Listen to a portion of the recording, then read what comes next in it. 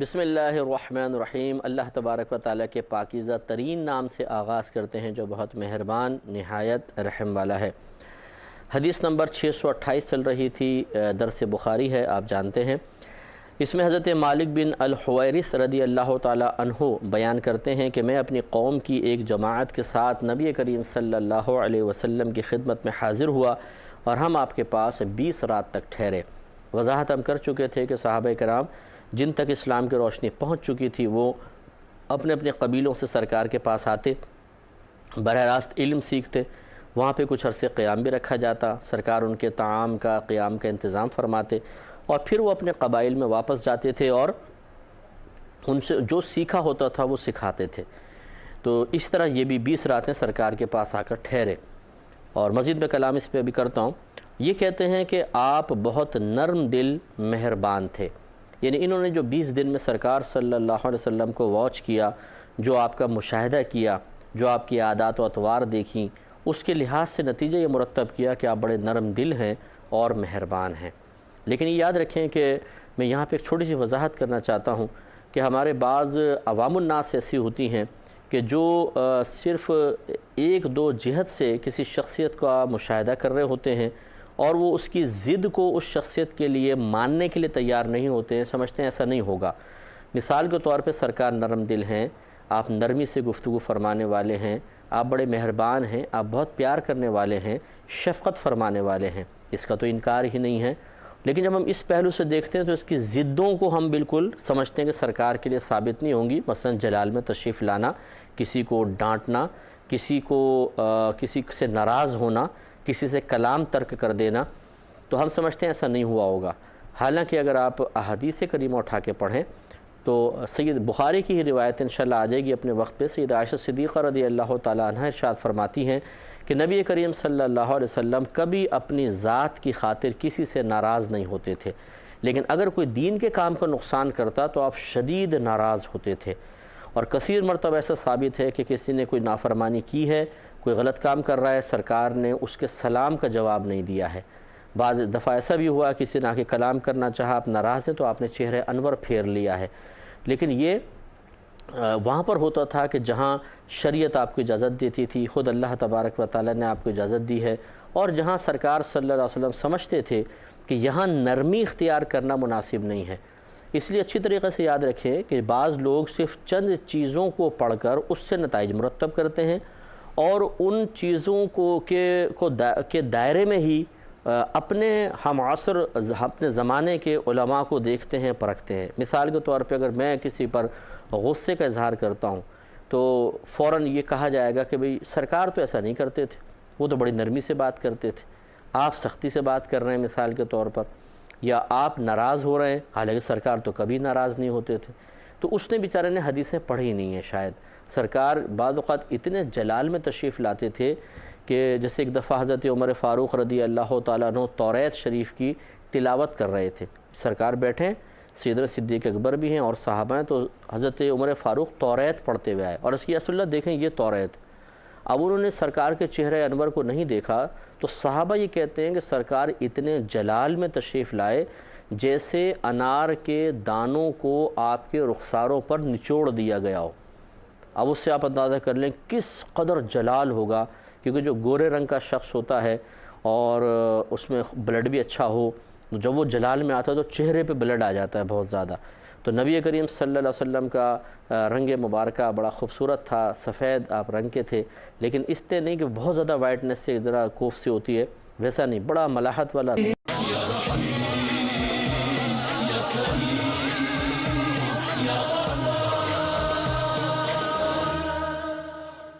और जब आप जलाल में आते तो आपके चेहरे अनवर पर खून बहुत ज़्यादा आ जाया करता था।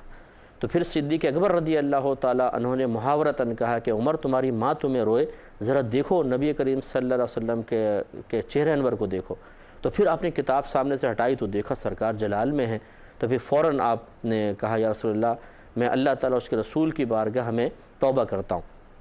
तो फिर सरकार ने तौरात पढ़ने से मना फरमाया। तो खुलासा कलाम ये है कि ये सब चीज़ें मौजूद हैं।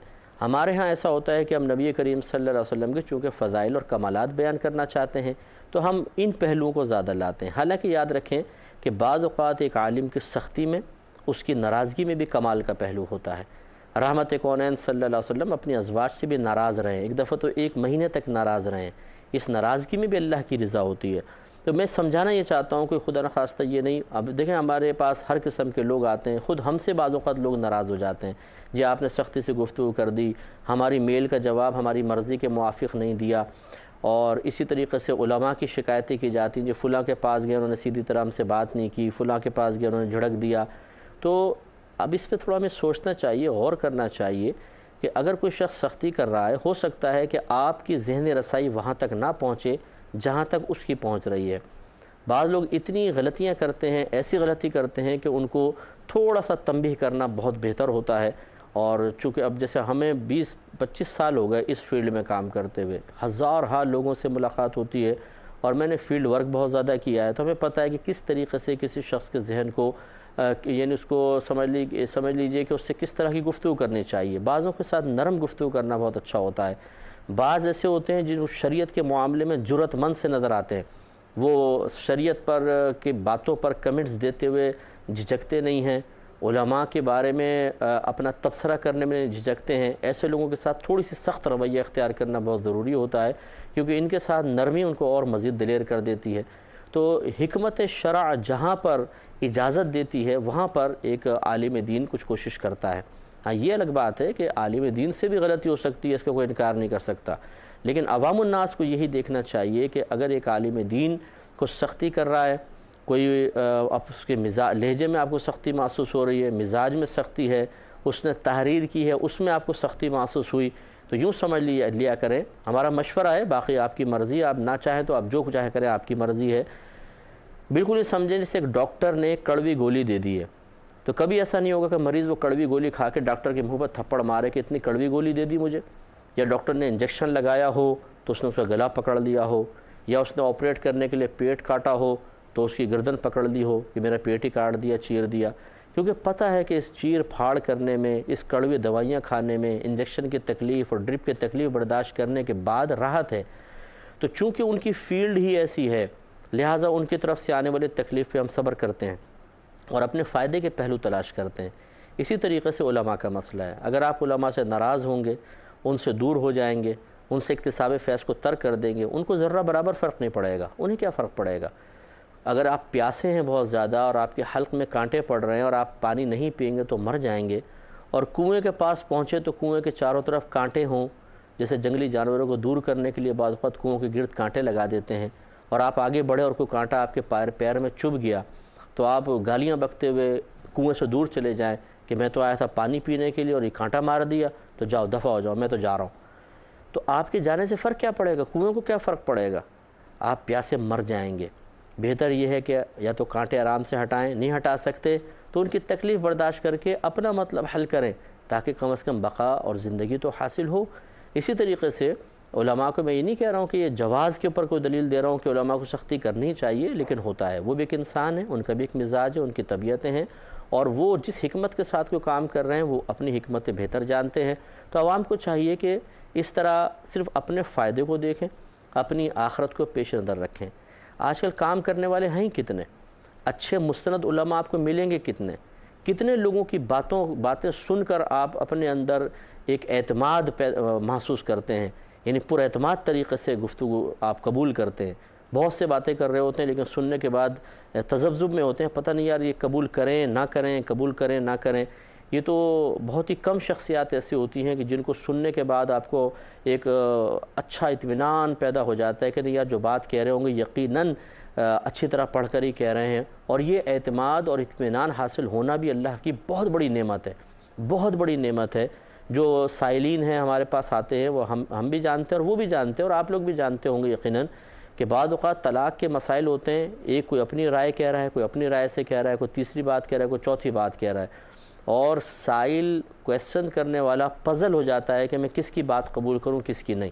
اس وقت اگر کوئی ایسی شخصیت مل جاتی ہے کہ جس کا قول فیصل ہو، قول فیصل کا مطلب فیصلہ کن بات، تو پھر ایک انسان کو بہت اطمینان ہوتا ہے کہ وہ سکون کے ساتھ اس مسئلے پر عمل پیرا ہو سکتا ہے۔ یہ جو ایک علمی حصول کے سلسلے میں سکون ہے، اعتماد ہے، یہ جس سے حاصل ہو رہا ہو وہ سمجھ لیں بہت قیمتی انسان ہے، کیونکہ یہ ہر ایک سے حاصل نہیں ہوتا، اور اس مقام تک آنے میں ایک طویل جد و جہد ہوتی ہے۔ اللہ تعالیٰ نے اگر کسی کو کوئی مقام دیا ہے تو جہاں اللہ تعالیٰ نے علم کو رکھا ہے، آپ خود سوچ لیجئے کہ اللہ تبارک و تعالیٰ کا وہ انتخاب غلط ہو سکتا ہے۔ اس لیے ہوتا ہے کہ بعض اوقات کسی کا مزاج کیسا ہوتا ہے، کسی کا مزاج کیسا ہوتا ہے، ہمیں اپنا سمجھ لیں آخرت کو بہتر بنانا چاہیے۔ ہاں اگر کوئی بات ناگوار گزر بھی گئی تو اس کے لیے طریقہ ہوتا ہے، دائرہ ادب میں رہ کر بہت ادب کے ساتھ کوئی گفتگو کر لیں کہ جی مجھے اس سے تھوڑا سا ایسا مسئلہ ہوا، یہ بھی میری ہی کوئی غلطی ہوگی، میں اس کو اپنی سمجھتا ہوں کہ یہ غلط فہمی ہی ہے، لیکن یہ ایسا مسئلہ ہے، تو چلے پھر وہ وضاحت کر دیں کہ بھئی ایسا ایسا ہے۔ لیکن یہ طریقہ کار بالکل غلط ہے کہ، اور ہمیں بھی ایسے بہت ملتے رہتے ہیں کہ آپ سامنے والے کو یہ سمجھیں کہ یہ بالکل ہمارے مزاج کے مطابق چلے تو ہم ان کو بزرگ مانیں اور بڑا عالم مانیں، اپنا سر کا تاج مانیں، اور اگر ہمارے مزاج کے مطابق نہ چلیں تو پاؤں کی جوتی اوپر اور یہ نیچے، بالکل 2 منٹ میں آسمان پہ بٹھا دینا اور 2 منٹ پہ اتار کے زمین پہ گرا دینا، یہ اچھے لوگوں کا کام نہیں ہے، سمجھداروں کا کام نہیں ہے۔ اگر آپ کا حسن عقیدت اتنا ہی کمزور ہے کہ کسی کی تلخی سے وہ پاش پاش ہو جاتا ہے تو پھر ایسا حسن عقیدت کسی سے قائم نہ کریں تو بہتر ہے۔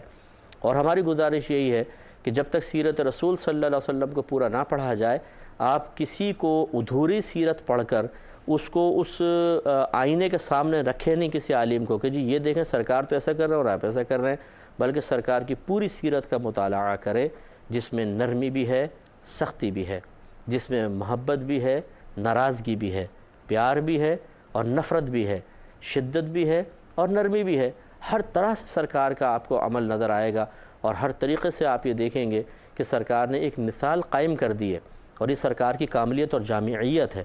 بہرحال اس پہ تفصیلی کلام میں نے اس لیے کیا کہ بہت سارے لوگ اس طریقے سے پہلے تو عزت دیتے ہیں علماء کو اور ان کو القابات سے نوازتے ہیں سب کچھ، لیکن اگر مزاج کے خلاف ان کی طرف سے کوئی بات ہو جائے تو 2 منٹ میں بدتمیزی کرنا شروع کر دیتے ہیں اور شان میں گستاخیاں شروع کر دیتے ہیں، الٹی سیدھے کمنٹس دینا شروع کر دیتے ہیں، یہ سوچے سمجھے بغیر کہ ہو سکتا ہے کہ چلے ایک تلخی اگر کسی نے آپ کے ساتھ کر دی ہے تو کیا اس تلخی کی وجہ سے اس کی جو اللہ تعالیٰ نے اس پہ جو مزید انعامات کی ہیں وہ سب بھی ضائع ہو جائیں گے؟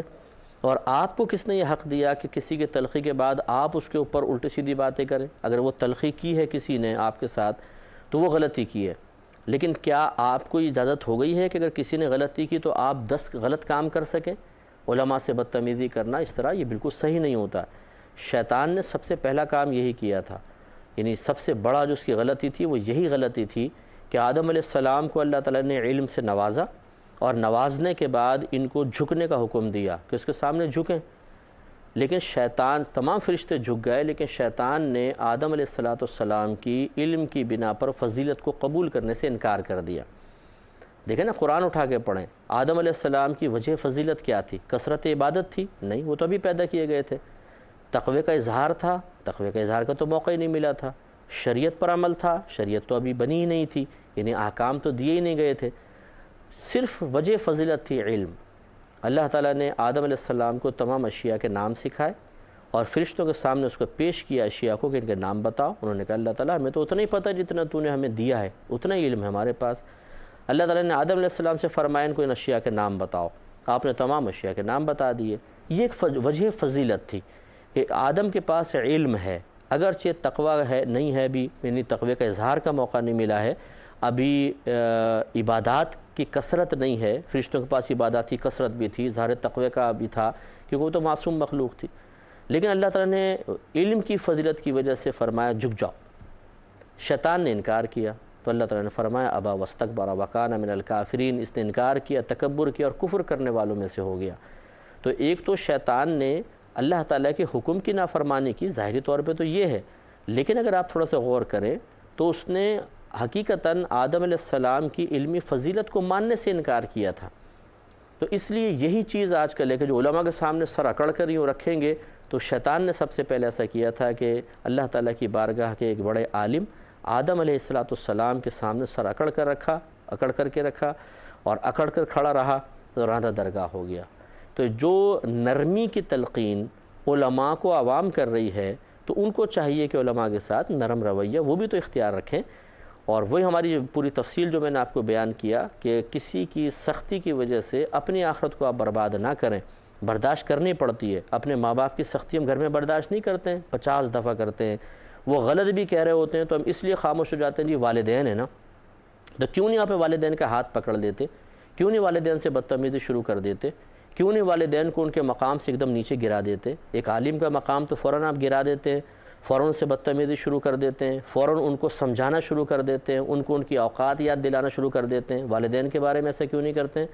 اس کا مطلب یہ ہوا والدین کا مقام آپ کی نگاہوں میں زیادہ ایک عالم کا کم ہے. حالانکہ یاد رکھیں کہ عالم کا مقام ماں باپ سے بھی زیادہ ہوتا ہے. عالم کی تعظیم ماں باپ سے زیادہ کرنی چاہیے. تو یہ سمجھانا یہ مقصود ہے کہ اس طرح کی آج کل بہت زیادہ عوام ہے جو اپنا مطلب حل کرنے کے لیے تعریفیں بھی کر رہے ہوتے ہیں, سب کچھ کر رہے ہوتے ہیں, لیکن جب ان کا مطلب حل نہیں ہو پاتا یا کسی کی طرف سے ان کی توقع کے مطابق رزلٹ نہیں نکل پاتا تو وہ 2 منٹ میں اس کو اتار کر زمین پر رکھ دیتے ہیں اور یوں ثابت کرنے کی کوشش کرتے ہیں کہ احسان آپ کا نہیں تھا کہ آپ ہمیں بتا رہے تھے, بلکہ یہ تو ہمارا احسان تھا کہ ہم آپ سے پوچھ رہے ہیں اور اب ہم اس احسان کے سلسلے کو منقطع کر رہے ہیں, آئندہ ہم آپ سے بات نہیں کریں گے. ارے بھائی, تو آپ کا اس سامنے والے عالم کا کیا نقصان ہوگا؟ نقصان تو آپ ہی کا ہوگا. ڈھونڈ لیجئے پھر جا کے, اگر ایک آپ قابل اعتماد آدمی کو پا چکے ہیں اور آپ اس وجہ سے چھوڑ دیتے ہیں کہ وہ آپ کی توقع کے مطابق نہیں اترا, تو پھر دوسرا قابل اعتماد کہاں تلاش کریں گے آپ؟ میں تو اس فیلڈ کا آدمیوں نے قحط الرجال اتنا زیادہ ہے کچھ حد نہیں. گنے چنے علماء ہیں جن سے آپ رابطہ کر کے کچھ تسلی بخش چیز حاصل کر سکتے ہیں, ورنہ تو آپ ڈھونڈنے نکل جائیے, ہمارا چیلنج قبول کر لیں, ڈھونڈنے نکل جائیے اپنے اطراف میں. کتنے لوگ آپ کو ایسے ملیں گے جو قابل اعتماد علم فراہم کر رہے ہوں گے؟ بہت ہی کم ہوتے ہیں. اتنا لمبا سمجھانا کا مقصد یہ ہے کہ آج کل جو معاملات چل رہے ہیں تو اس پر آپ بھی توجہ کریں, ہم بھی توجہ کرتے ہیں, تاکہ لوگ عوام جو ہے وہ اکتساب علم سے محروم نہ رہے. تو آپ نے فرمایا کہ آپ بہت نرم دل مہربان تھے. جب آپ نے دیکھا کہ ہمیں اپنے گھر والوں کی یاد آ رہی ہے تو آپ نے فرمایا, اب 20 دن سے یہاں تھے, قبیلے سے اپنے یہاں پر آئے تھے, گھر بار کو چھوڑا ہوا ہے. اب یقینی سی بات ہے کوئی شادی شدہ ہوگا, اس کے بیوی بچے ہیں, کوئی غیر شادی شدہ ہے, ماں باپ ہیں, برادری ہے, خاندان ہے, تو 20 دن گھر سے دور رہنا یہ بھی بہت بڑی بات ہے. تو سرکار صلی اللہ علیہ وسلم نے ان کی قلبی بے چینی, بے قراری کو محسوس کر لیا. تو آپ نے ارشاد فرمایا کہ تم اپنے گھر لوٹ جاؤ اور ان میں رہو, ان کو تعلیم دو اور نماز پڑھو, اور جب نماز کا وقت آ جائے تو تم میں سے ایک شخص اذان دے اور تم میں سے جو بڑا ہو وہ نماز پڑھائے. اس سے معلوم ہوا کہ جو مربی ہے, تربیت کرنے والا ہے, جو قوم کا لیڈر ہے, جو بڑا ہے, جس کے ماتحت کچھ لوگ ہیں, ان کے جذبات و احساسات کا اس کو خیال رکھنا چاہیے. اگر ایک کارکن قربانی دے رہا ہے, اگر ایک اسٹوڈنٹ قربانی دے رہا ہے, اگر ایک ماتحت قربانی دے رہا ہے, تو یہ نہیں کہ جو قربانی دے رہا ہے اس کو ذبح کرتے چلے جائیں آپ. تو ہوتا ایسا ہے کہ جیسے مثلا ایک میں مثال دیتا ہوں, 2 بیٹے ہیں, ایک بیٹا فرما بردار ہے, گھر کے کام کاج کر دیتا ہے, دوسرا اکھڑ مزاج ہے اور گھر کے کام کاج پہ توجہ نہیں کرتا. تو ماں باپ کو اکثر یہ دیکھا ہے, وہ کہتے ہیں اس کو تو دفع کرو, کہنا تو مانتا نہیں ہے, بیٹا تم یہ کر دو, تم وہ کر دو, اسی سے سارے ایک سے کام کرواتے رہیں گے, اتنے زیادہ اس پہ برڈن ڈال دیا جائے گا کہ بیچارہ وہ پریشان ہو جائے. یہ غیر منصفانہ تقسیم ہے. اس کے جذبات و احساسات کا بھی خیال کریں کہ اگر اتنا زیادہ اس پہ لوڈ ڈال دیا گیا اور دوسرے کو صرف اس وجہ سے کہ وہ بدتمیزیاں کرتا نظر انداز کر دیا گیا, تو یقینی سی بات ہے کہ یہ کب تک بیچارہ کرتا رہے گا. اسی طریقے سے تنظیمیں ہوتی ہیں اور آستانے ہوتے ہیں, بعض اس میں کام کرنے والے ہوتے ہیں, بعض نہیں ہوتے ہیں. جو نہیں ہوتے ان کو نظر انداز کر دیا جاتا ہے, کام کرنے والے کو نچوڑا جاتا ہے. اس پہ توجہ کرنی چاہیے کہ اس بیچارے کو اتنا ہی استعمال کیا جائے جتنے کا وہ متحمل ہو سکے. حضرت عمر فاروق رضی اللہ تعالیٰ عنہ کا دور حکومت آیا, آپ ایک مرتبہ باہر نکلے تو ایک عورت کو رات میں روتے ہوئے اور فراق والے اشعار پڑھتے ہوئے پایا. یہ انشاءاللہ واقعہ بہت اچھا ہے, خوبصورت ہے. میں نیکسٹ پروگرام میں انشاءاللہ اس کو ذکر کروں گا. وآخر دعوانا ان الحمدللہ رب العالمین.